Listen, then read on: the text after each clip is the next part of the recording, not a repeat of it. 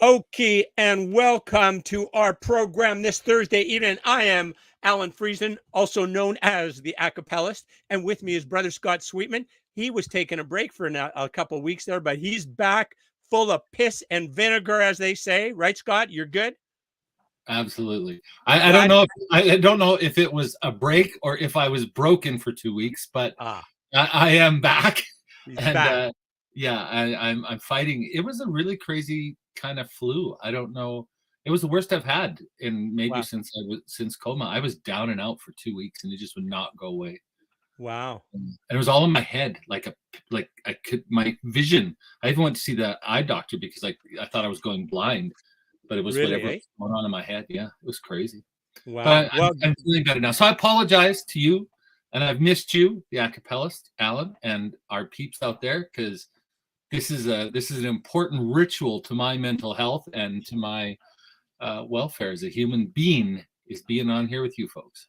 Well, I can tell you this. I enjoy our chat every week. I feel more hope. I feel more, more just love and just wonderful things spending a half hour or so with you, Scott. So glad you're back with us. So, Well, I and was looking. I know you have an agenda. You got a plan. You got something that we're going to discuss tonight, right? I do, although it's a little bit of bridge because, as I expressed in my short message to you, which I don't know if you got because my computer was being strange, Math and I are not really intimate friends. We're kind Ah, of at a distance friends, uh-huh. and yeah. So when I'm not quite clear in my head, I try not to do a lot of math. And tonight's show involves some math, so I'm pushing the math part to next week. We'll Okay, deal fair with enough. that next week. So we're going to deal with some. We're going to deal with some readiness. We're going to talk about something that's really, you and I talk about a lot, and it's in the news all the time, and it became a big issue during the pandemic. And it takes a lot of different forms, and some of them I think are just straight up BS, and some of them have some value. And we'll talk a little bit tonight about whether that's true or not, or whether that's just my oversimplification. What we're going to talk about is happiness scores or testing. Can you test things like happiness? Can you test hopefulness? Can you test wellness? Is it something that, and why or why can't we test those things, and what problems arise out of that? So, have you ever taken a happiness test, Al? Or You know what? Probably. I probably have, but I don't remember the results or anything. But yeah, I think actually one point I was doing look, the happiest place on earth is what? Denmark, I believe, right? If I right now, recall yeah, correctly. it changes, but yeah, Yeah, and I think there was a kind of a a general happiness test that they based that on, that they use the same test in there versus other countries, and that's kind of where they developed that they're the happiest place on the earth kind of a thing. So yeah. yeah, and we have that information up tonight, of course, because me, that came up on our research, and it was for a lot of years. Denmark was in the lead, and it's swapped around. Denmark, Finland, Nordic countries, Iceland, Switzerland, Netherlands, Luxembourg, Sweden, Norway are the top 8 in 2023. Hmm. Canada's been slipping since 2002, Really? and yeah, we've dropped a lot. Like we were down almost 6 points overall, and then we came up a little bit, and then we went back a little bit. So we used to be quite high, and now we're not so high. We're in 18th place, no, 15th place. That surprises me. I thought we would still been in the top 10, but okay. No, we got kicked out of there. Hmm. Well, we kicked ourselves out of there. We measure those things. So, yeah, most people have taken some kind of happiness test, whether you take it online or I know when I get painkillers, they always give me a little quiz about, to assess my likelihood of doing something bad to myself or others, right? It's part of the requirements for prescribing opioids or strong painkillers or things. They have to ask it, have you thought bad thoughts or negative thoughts, or have you felt like you didn't belong or you wanted to hurt yourself or other people? Those are kind of a similar test to a happiness test, although they're looking for different markers. But most people have taken some kind of test like that. Schools use them, although in schools they often ask an observer, so a parent or a teacher who fills it out on the children or the youth in question. And that brings us up to the point, why is it necessary to go to another person to ask? And that's because we don't really have a good method of testing this. And we've tried some main ways here. So 5 different main ways. The first one is biological. And so there are, the doctor who wrote the article for Psychology Today said, if you ever come into my lab and I offer you a popsicle, don't take it. He said, our freezers are full of urine samples, saliva samples, sperm samples, all sorts of body fluids of students, because they've been trying to come up with biological markers that in some way correspond to happiness. Really? And is it measurable? Yeah. Yeah. And, one of the things that they found out, or the one conclusion that they really came up with, and I thought this was interesting, because I've been given a serotonin uptake inhibitor or something like that in the past, when they discovered my pituitary gland was damaged and they were trying to figure out what they needed to do. They fed me all sorts of cocktails of things. And I couldn't figure out, if serotonin is what makes you happy, then why they wanted to inhibit its uptake. But that's so that there's more of it available or something. But anyway, so the doctor, and I can give you his name, Dr. Holder, Mark Holder, he does a video series actually on happiness and measuring happiness, if you're interested. Interesting. Yeah. And there's a doctor that you've met, Scott? It's a doctor that I've had correspondence with, yes. And he writes for Psychology Today. But very interesting fellow. So, if you're interested in him, he's at UBC. So cool. Interesting guy, Canadian. Nice. So biologically, it's sort of a wash. But what we have learned is that happiness and depression aren't the opposite ends of the same scale. Okay. I thought they were, right? Sure. That makes sense to me, that they would be on the opposite ends, but okay, that's not okay. And the reason they know that is through biological research into looking for markers of happiness. And they haven't found any that are reliable, but they have found markers for depression and the amount of serotonin we have and other chemicals, neurotransmitters, and things in our brain. They don't predict happiness, but they can indicate depression. So if they can indicate depression, but not happiness, then they can't be on the same scale, is the reason. Right? If they were just a linear scale, if you can detect one end, then the opposite of this end should detect this end. Makes but sense. What they found out is it doesn't, which is valuable, but it still doesn't help us in our quest in developing a test for happiness. Right? No. So the next category of tests, as research have used, is behavioral. And we're all sort of familiar with these. And that's how often somebody smiles. They do this a lot with babies. And having twins, we were always asked all the time if the twins would participate in these tests, because genetically they're identical, right? And when they were babies, they had to be finger and foot printed, so the hospital didn't mix them up. So they like to do tests on twins because in theory, they're the same person. Although anyone who's ever had twins or been around them, like my identical twins are about as identical as you and I are. From a distance, you can mistake them, but not in their behavior, certainly. Anyway, so how often people smile, how often people laugh, and that sort of translated in modern times, you'll love this one, to use of emojis. Oh, really? Cool. Yeah. Interesting. So, can you imagine doing your PhD? What did you do your PhD on? I studied emojis and their use in relation to psychological happiness. But it's true. And the problem with that is that the results from that suggest that Hawaii is the happiest place. Because they use more emojis than anybody else? More happy emojis, right? I guess if you use the little poop emoji, then you're not so happy. But if you use the smiley emoji, you're happy. They didn't publish what scale they were using. But in researching thousands of tweets and looking at the emojis as a behavioral indicator, they came up with Mondays are the lowest level of happiness days. More people tweet less happy emojis on Mondays than any other day of the week. Point of that is, That makes Yeah, sense. Like, there's a lot of people that really don't enjoy their work, right? So if they're yeah. yeah, yeah.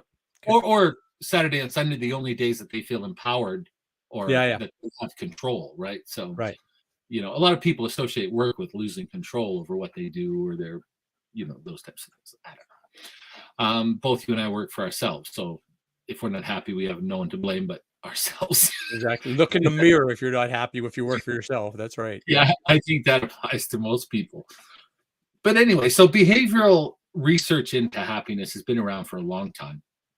It's been everything from studying, and I'm smiling because I'm looking in my notes a little picture of a baby smiling, and it's basically either the baby is happy or it has gas, because it could mean either. Mhm. If you've been a parent, you know that a smile and a giggle could mean many, many different things unrelated to how the baby's actually feeling at that point. So behavioral is kind of up there with biological. It's told us some things, and like you said on the Monday, it it checks. Okay, lots of people don't like Mondays and the emoji research, but as you know, correlation doesn't equal causation. Just because people don't like Mondays and they tweet less happy emojis on Mondays doesn't necessarily mean that information is directly connected, right? So Right. we're missing a smoking gun there, is the point. Um, the next one has really been popular recently. It sort of ties into, and our friends who are concerned about the deep state and conspiracies will know a lot about this, and that's implicit measures. Do you have a scope? I had to look it up to make sure I got it right, what they mean by implicit measures. Implicit measures as it relates to happiness. Mm-hmm. That's a good question. I guess it would be, so it's not smiles, it's not their use of emojis. So, yeah, okay, I don't know. No, what would it be? And implicit measures, what would they be? Well, it was used a lot after 9/11. It was used a lot during the quarantine here, and it was sort of the science of the day over the last decade or so. And what it most often is measuring the reaction time of positive or negative statements, or terms, images related to oneself and others. Ah, okay. So How they self-regarded and other regarded, if there was more positive in those estimations. well, it measures actually the response time, because we can fake our response, right? Like Okay. I I like some cats, but I don't like cats, right? So, but because I'm an animal guy, if you said to me, "Oh, do you like cats?" I would say, "Yeah, I like cats." If you said, "Do you like dogs?" I'd be like, "Yeah," because I'm a dog guy, right? Right. So like horses, yeah. Yeah. And even though my answer was the same, basically, the time it took me to respond on the dogs is much shorter than Got the it. time it You didn't took have me to to think respond. about that. That was a very immediate type of a yeah, yeah, yeah. I get it. Okay, that makes sense. So by implicit measures, they're not counting necessarily what you say, but how long it takes you to say it, or what other factors are implicit in your answer, right? Do you have Mhm. to slow down to think about it to come up with a safe answer? Are you trying to hide something? Because of course our reaction time to things is very, we think instantaneously, but we don't. There's a delay there, right? So, Right. but again, um, proved to be ineffective in happiness. In some things, like I said, after 9/11, they were, those types of questions were used. Often when you go through the border, or used to, I don't know, but I haven't been out of the country for a while, but they would ask you questions and it would seem like they aren't really listening to the answers. Well, they're not really listening to their answers. They're looking to how you react. How long does it take you to react? What's your body language when you react? Are you twitching when you react? Do you look, to the side? Do you look up? All of these things that they get trained to do. So it has some application, but in happiness, nothing. Strikes Hmm. out. Okay. Um, then the fourth way is reporting of others. Like if somebody said to me, "Is Al happy?" If you text me, I can't tell. Sometimes I say, "Hey, how's it going? Everything okay today?" Because I can't tell. Yeah, sure. On a text, I don't know if that's, yeah, sure, or if it's, yeah, sure. I don't know. So it's difficult to interpret other people's feelings. But often, and I gave you an example earlier, like children, right? Or in a workplace, often a supervisor is asked to interpret the happiness or the satisfaction of their team. Well, that may not be the best person if the team isn't satisfied with that particular supervisor or Sure. leader. Asking others is necessary, but not a great tool for Okay. assessing happiness. Okay. I So mean, we're left. Scott, can I make an observation? Yes. Sometimes when we are texting and you ask me about something and my response is fine, you perceive that as a negative. That's like minimum acceptable answer kind of a thing. That's you don't believe that to be a sincere statement of the affirmative if it's Right. just Yeah. fine, right? Yeah. And that's kind of a perception on you. Fine is good to me. Fine's a good thing, but sometimes you perceive it as less than ideal.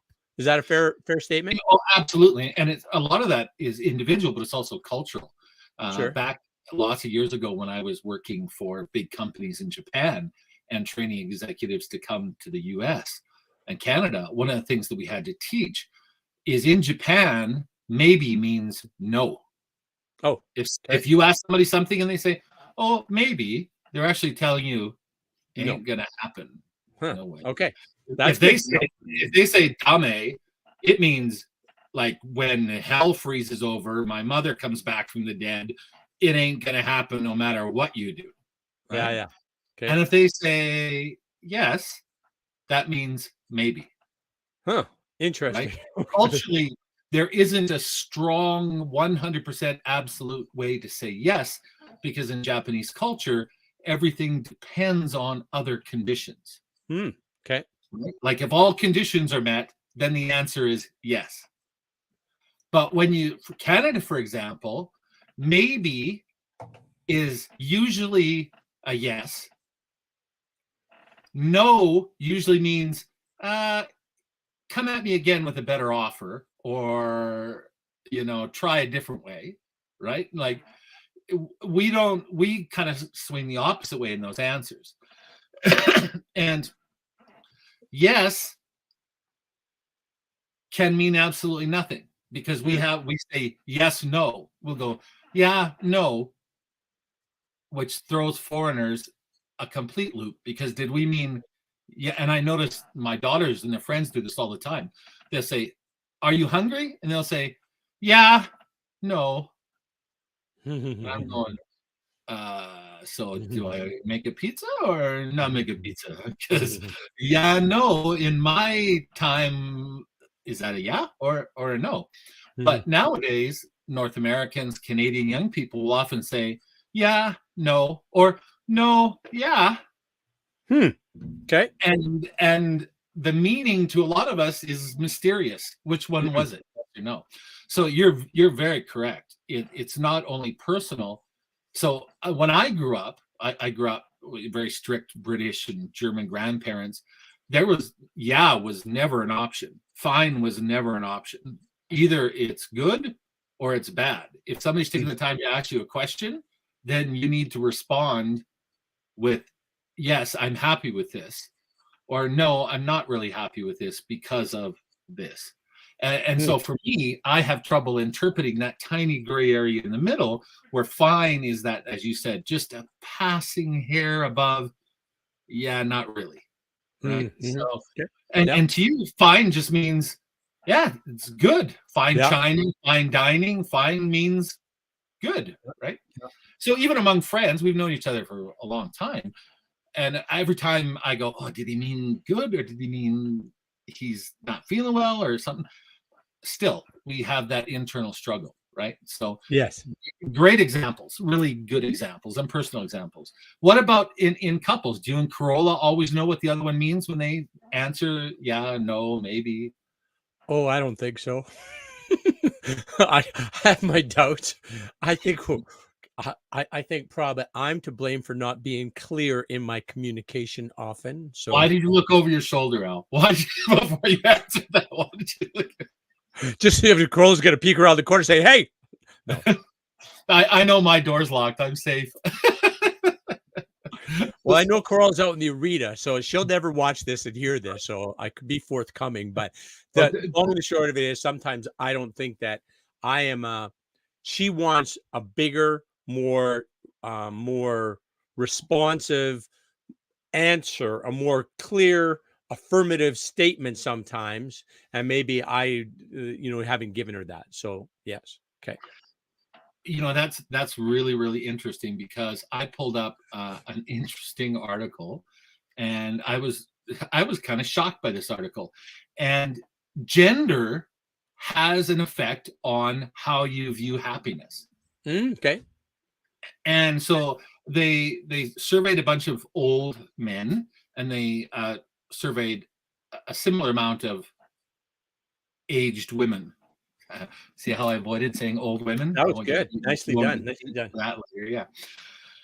Anyway, and so men would talk about, yeah, this happened to me, and this happened to me, and this happened to me, and all these bad things, traumatic things in their lives, or things that didn't work out. But when they were asked, but overall, did you have a good life? They would say, yeah, good life, pretty good life, yeah. And the reachers are like, but we've got pages of you telling us how this was bad, and this happened to you, and this happened to you, but now you're saying that your life was good, that you're happy with that. And men answered that way. Women generally talked about how things were okay in their life, and some good stuff, their kids graduating and things thrown in there. And when they asked if their lives were good, they would say, yeah, I've had a pretty good life. So the final answers for men and women were about the same. Mm-hmm. But tell us about your life stage, women seem to be more compromising, more even in their retelling. Things were pretty okay, they dealt with it and everything was good. And guys were pretty much, oh yeah, I broke my arm and I got ran over by a tractor and I did this and did that. But when they were asked to sum it up, both said, yeah, pretty good. And researchers took that to mean that for men especially, that surviving hardship was somehow considered positive. So by relating all of these things that they had survived, they felt like it was a positive experience. Interesting. Where women, and again, not just the results of the survey, were that they had a tendency to relate to things that were okay or that worked out, and not to go on and on about all the things that had happened to them negatively or bad or whatever. But again, in the end, they seem to equate being able to come to a solution, or that it wasn't so bad, it wasn't so good, as to being good. So the researchers in the article I was reading said that that's one difference between genders on the terms of happiness, is men often see bad things in the moment as being hard, but somehow that makes us stronger. Right? Okay. And I wondered, you and I've talked a lot about the man box, and I wondered if that was kind of, like we're taught that if we suffer, somehow it's good, no pain, no gain, real men don't cry, they suck it up, push through it, all that kind of stuff. Think maybe that plays into that, or? Yeah, I think so. I think there's a lot of validity to that. Yeah. If you don't mind, I have to inject something here. Did I ever talk to you about Dr. Peter Levine? Name sounds familiar. Okay, well, Dr. Peter Levine is like the grandfather or the father of somatic experiencing. So I'm doing a course right now about unlocking complex trauma, I believe it's called. And it's with Dr. Peter Levine and Dr. Diane Heller something. Anyways, the two doctors here are going through this thing about somatic experiencing. And in the course, I've realized that I didn't know what it was, but I've been doing it for like 3 years, somatic experiencing. So now it's just like, oh, now I see what I was doing. Now it's clear what's going on here. And so basically what somatic experiencing is instead of having like cognitive behavioral therapy type thing where you talk to somebody and you talk about your emotions and your feelings and your thoughts that you're having and those kind of things, and then as a way to heal. uh, their approach is way, way different. It's in essence saying this: we all have trauma in our life. Some have way more than others, right? I've been very blessed. I've had very, very little trauma, but even the little traumas I've had if I was too young or didn't have the words or didn't have the opportunity to express that trauma, the emotions related to that trauma, and resolve that situation, like tell somebody about it and get some kind of comfort or closure on it, kind of a thing, then that trauma stays in your body and it doesn't release very easily. And it kind of restricts your movement, it gives you pain, all these kind of things. So the idea is with somatic experiencing, you use the body to physically remove or release that trauma. And a lot of the stuff he does, like it's amazing, the stories, the case studies, like basically he does the case study where he's working with somebody who's had, they were in a terrible explosion in Afghanistan. Their best buddy died, and they've got all this. Their bodies are rigid and sore, and they've got all this pain, and they're taking a shit ton of pain relievers and all that kind of stuff. So, anyways, he uses really, really simple things in order to use the body to tell the mind, "Hey, you're fine. The feelings and thoughts you have, let's change those around to say your body's in a safe place, you're at home in your body, you're connected in your body, you can heal," right? And you can just be present and enjoy the body that you're in. And he says that it basically kind of, Charles Darwin identified this in like 1875 or whenever it was. And Charles Darwin said this is about the relationship of the vagus nerve and how it goes both ways, right? It's from the brain down to the body, but the body back up to the brain, right? And Charles Darwin said gut wrench and heartache, that's what the vagus nerve does, right? That's kind of, those are the visceral feelings you have about these terrible emotions, kind of a thing that occur. And Peter Levine says, yeah, that's exactly right. Like he identified this that long ago. And one of his go-to moves for everything is VOO, that you basically take a big diaphragmatic breath, like expand your belly as you inhale, and then as you exhale, you go voo,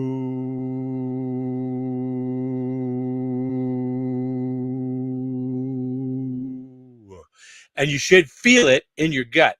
If you do it a few times and you're not ready for it, you'll get dizzy. But it's like this is the VOO thing. And after he has them do the VOO thing a couple times, then he wants them to be more expressive with their mouth and their jaw, because almost all the trauma gets stored in jaw and hips and pelvis. And so then it'll go more like VOO,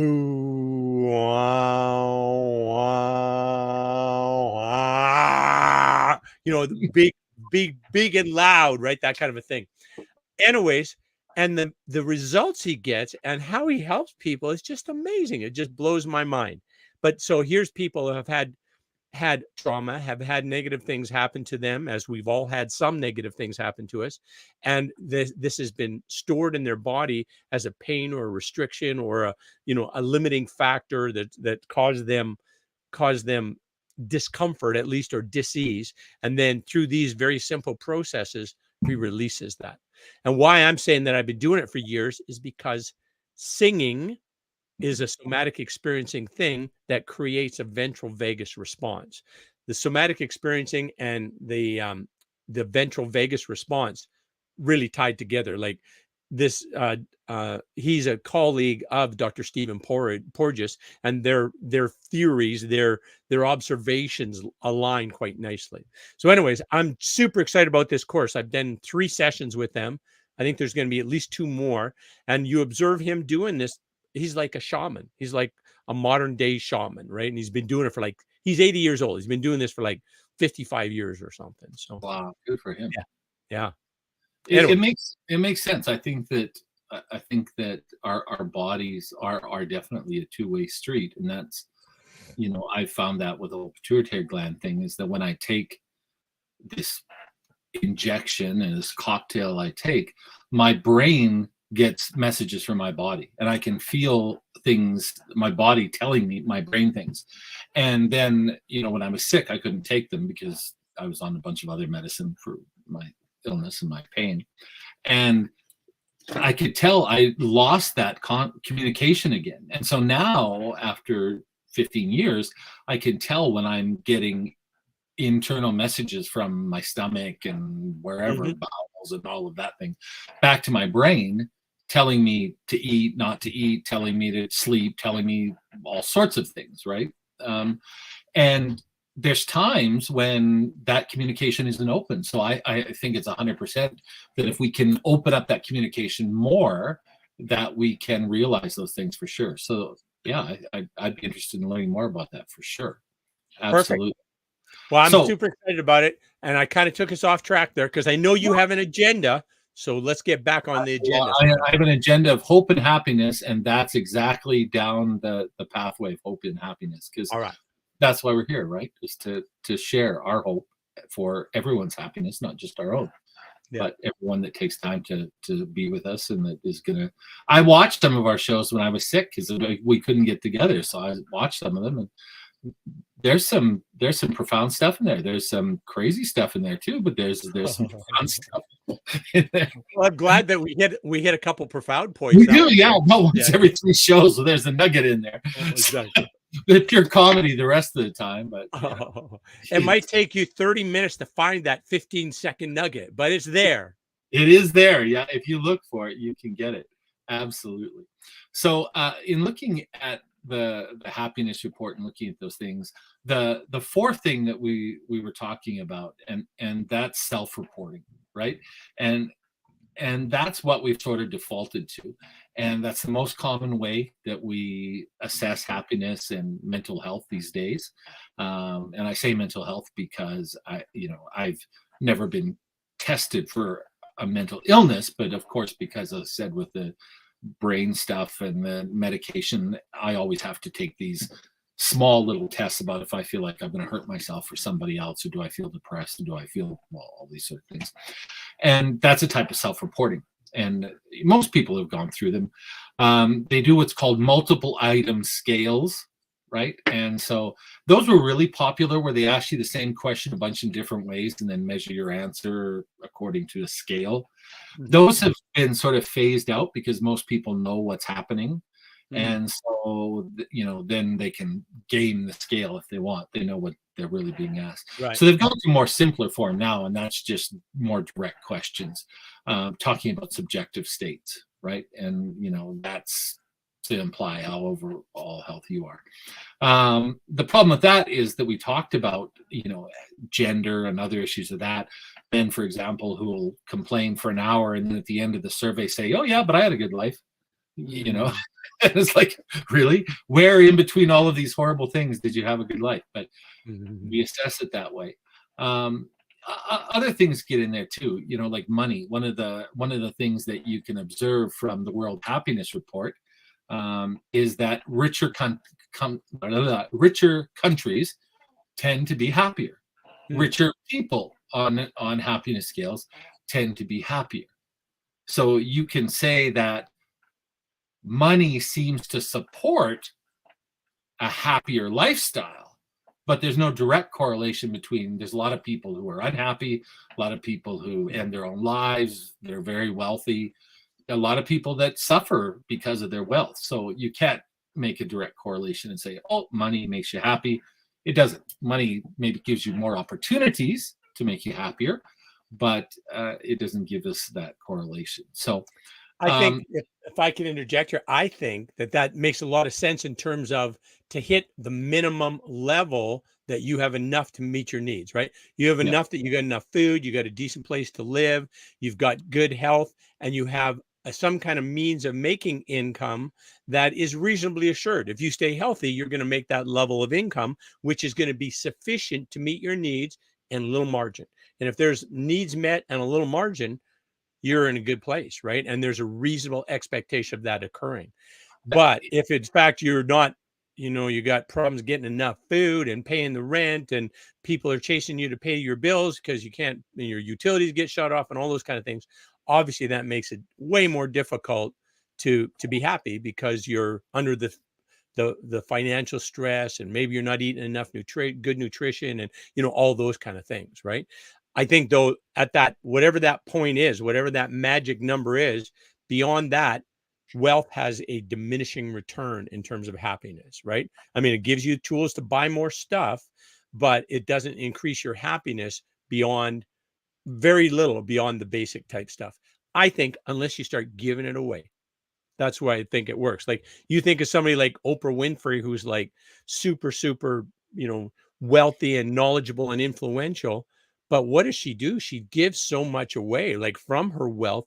She's very generous with that. And I think that, is a way that she stays happy, because of her contributions that she's making. If it was where she's buying just more and more houses and cars and boats and yachts and that kind of thing, I doubt very much that she would be as healthy, nor um as efficacious in making changes in our world that she is. I mean, she's an amazing woman, right? So Efficacious, great word. But you hit on something that right in with the studies. I agree with you 100%. But the studies were showing that even people with very low levels of financial ability, if they had hope that they could do better, they were a lot happier than people who had more but had no hope of increasing their situation. And so in right. a lot of countries that have really low poverty levels, really high, low, anyway, poor countries. Yeah. Cold's getting to me. Often, if there's a nationwide goal or a leader that's inspired the people and they believe that things are going to get better, they are much happier, even though they have not enough to get by. Got They it. will Got it. somehow, and really what they're saying is that hope is more important than having. Yeah, If yeah, you yeah. have real hope, as I was going to quote you, but my brain's a bit foggy. You said realistic expectations. Is that what you said?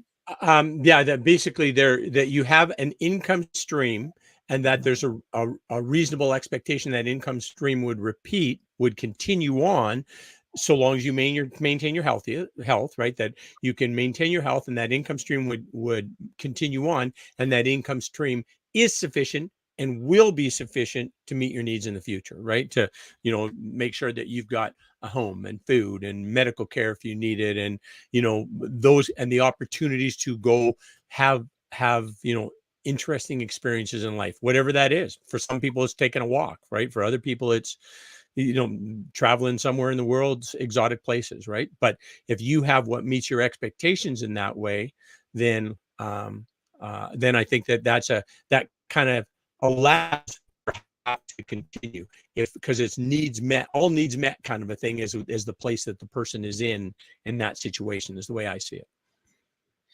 Exactly right. And I think that what they're pointing to here is that even at times when you don't have enough, if you can hold on to hope that you can increase your situation, that you have the power, or that Yeah, you're yeah, part of a family yeah. unit or a community that's working hard to improve your state, Yes. but I don't mean status, but your condition, Right. that you'll be okay even with less. And I think that's a really important lesson when we don't feel like we have enough, or maybe in fact at times when we don't have enough, as long as we have hope that, and as we know, hope means a realistic expectation with a plan to make a change Yeah. or make it come about. If there's action, right, then we can get through those times. And I think that's a great lesson to learn in there. And I think there's another one here. I'm just trying to keep it straight in my brain. It's the point for today's lesson. Let me just pull up my notes here. Oh, okay, yes, a study between Princeton, and we're going to end with this. So it's only going Oh, to be this another. is this long study, like 100-year study or something. Is that the one on happiness?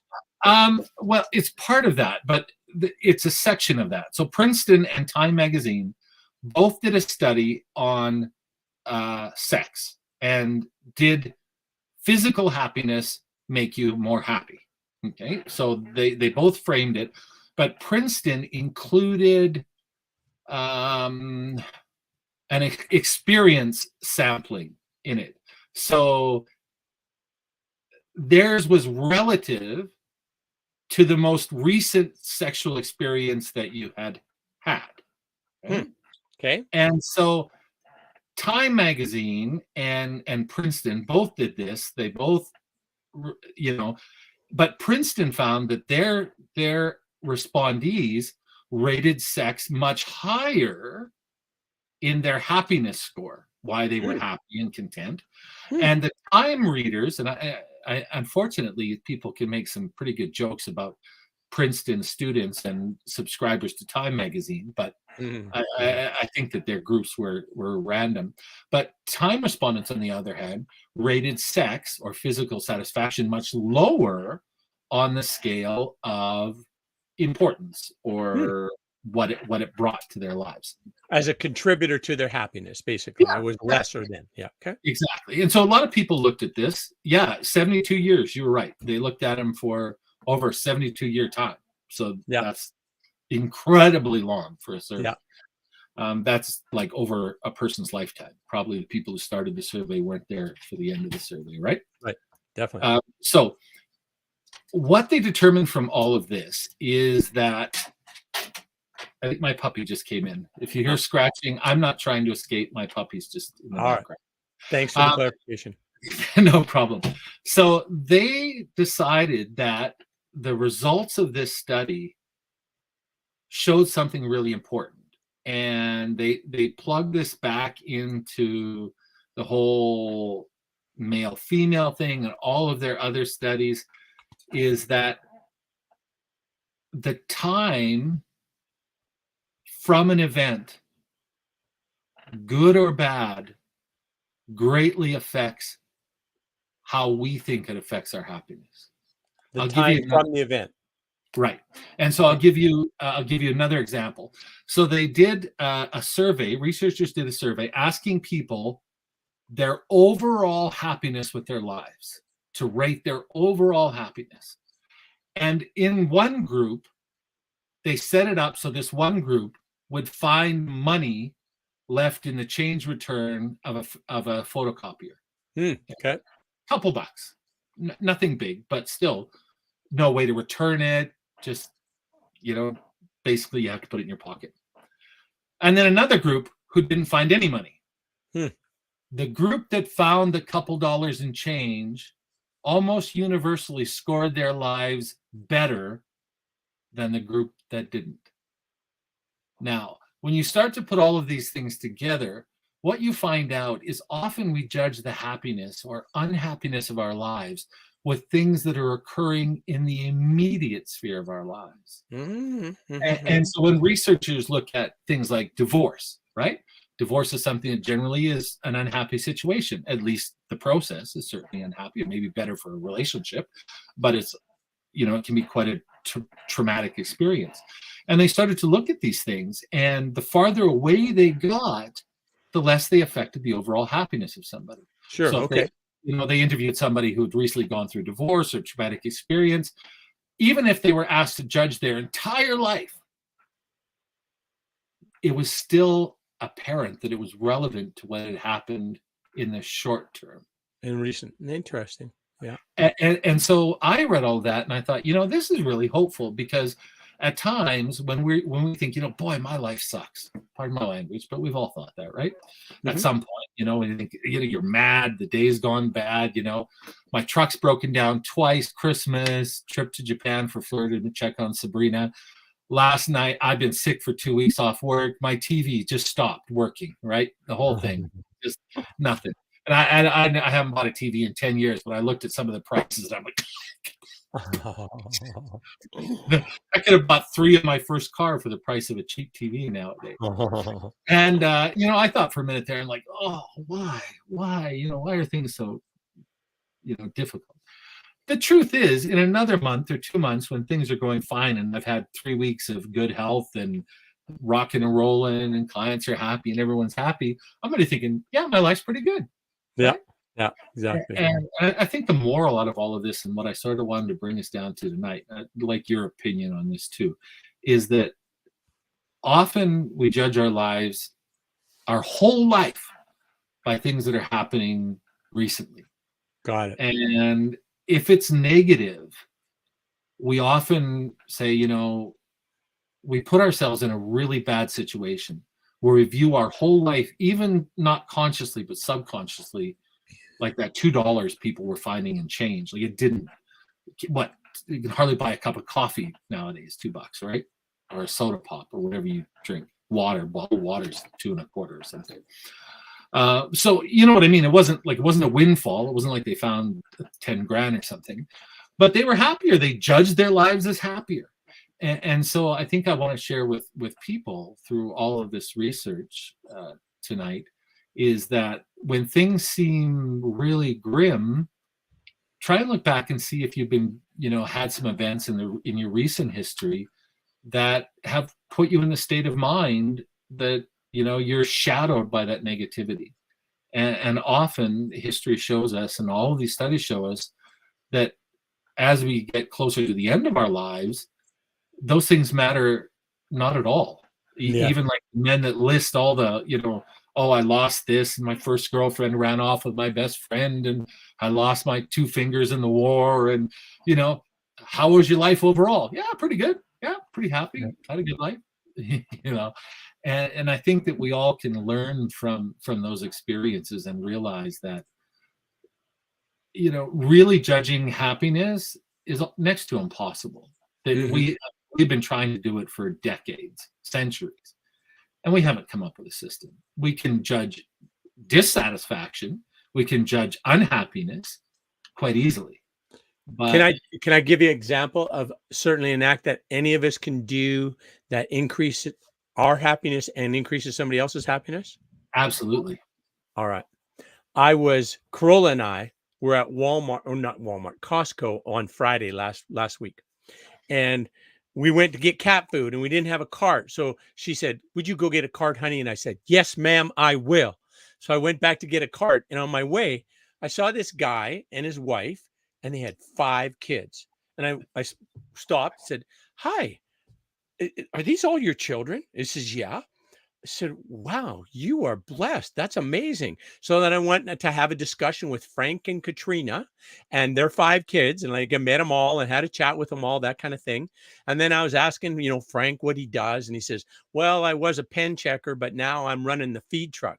And I said, "Frank, is that because your employer recognized that you were a really smooth operator on that feed truck and you got the right amount of feed in each bunk? You didn't waste anything. You did it on time. You're like they're reliable. Is that why you're running the feed truck?" And he had a big smile and says, "Yeah, that's exactly why." I said, "That's amazing. You're really, really good at what you do then, right?" And I said, "Hey, Katrina, like, it must be a huge, huge job to keep this guy, Frank, running, and all these 5 kids, keep them clothed and keep them fed and, make sure they always get looked after and they get hugs and protected and all the things that you do." And she said, "Yeah, it's a big job, but I'm really good at it." I said, "I believe that."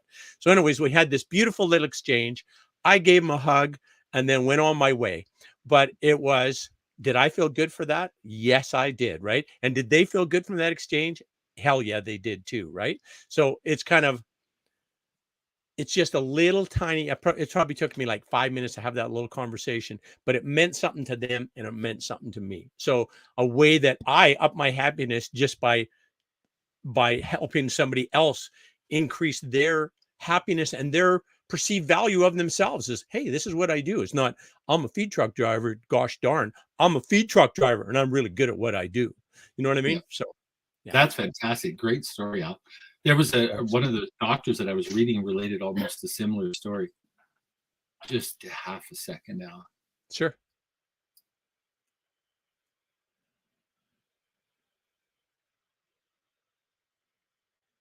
Sorry about that, Al. I was just saying that this researcher was talking about happiness, and it made him reflect on a story quite similar to yours. And the happiest day in his life was one Christmas that his young daughter had asked him for some money to buy some presents that she'd put him on the Amazon cart, and she wanted him to pay for them or take the money out of her bank account, I think, but not look at them. Oh, Right? yeah. It was supposed to be a surprise, and she was Right, right. 10. Anyway, he didn't give her the money, bought the presents, and so that Christmas, usually she was like, "Oh, when are we going to open the presents? When are we going to open the presents?" And she was different. She was like, "When do I get to give my presents? When do I give my presents?" And when she gave out her presents, she was raptured, basically, just absolutely mesmerized at the response in people. And the whole day, whenever he looked at her, she was watching the members of her family, with the gifts that she had given them, and had the most content, happiest look that he had ever seen on her little face. And she didn't Mm, play with her stuff. She just was absolutely enthralled with the happiness she had given other people by gifting them yeah. presents. Nice. And I think that story is so true, is that when we give to other people, the happiness we get is immediate. It's immediate for them. It's immediate for us. It doesn't have to be money. It doesn't have to be a physical gift. It can be a time. It can be a gentle word. Sometimes it's saying nothing. If you watch somebody have a wreck and you don't laugh out loud, or, the waitress trips and drops a bunch of trays and, glasses, sometimes the nicest thing you can do is just carry on with your conversation and just Mhm. pretend like it never happened. Right. She doesn't want you to jump up and make a big fuss and pick up all the glass, because then her boss is going to get involved. And, she's just hoping that everyone pretends or doesn't change what they're doing, goes about and enjoy their meals. If it was an accident, she'll clean it up, or he'll clean it up. I'm referring to a particular event where I saw it unfold, and somebody jumped up, and the waitress in this case was getting more upset because this person was trying to help, but they were making a bigger deal out of it. And then pretty soon the manager showed up, and he interpreted it wrong. He thought the customer was upset because she had dropped these glasses and ruined their meal. And it just quickly went way downhill. And it just would have been better had the fellow that was trying to help just gone about his meal. But he was Got trying it. to help. There's no Yeah, one to yeah. blame, right? But Got it. my point is, sometimes the gentlest, kindest thing we can do is to just carry on, right? Got And it. sometimes it's that pep talk, sometimes it's that hug. We all have it in us to give. And there's a great line in The Prince of Egypt that says, although we have nothing, there's a lot of it to go around. And I Yeah. always think of that when I'm feeling broke or Mhm. tired, or like I don't have any resources left. When you have nothing, there's a lot to share, right? Yeah, yeah.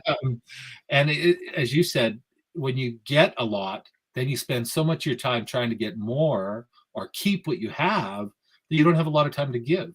Yeah. And giving, as we know, is the key to feeling better and building hope and happiness. So I thanks for sharing that story. And I challenge our viewers and myself, once I'm sure that I'm not contagious, to spend a little time, a little energy helping people out. Give them a good word, a kind word, give them a hug, whatever's appropriate, but share.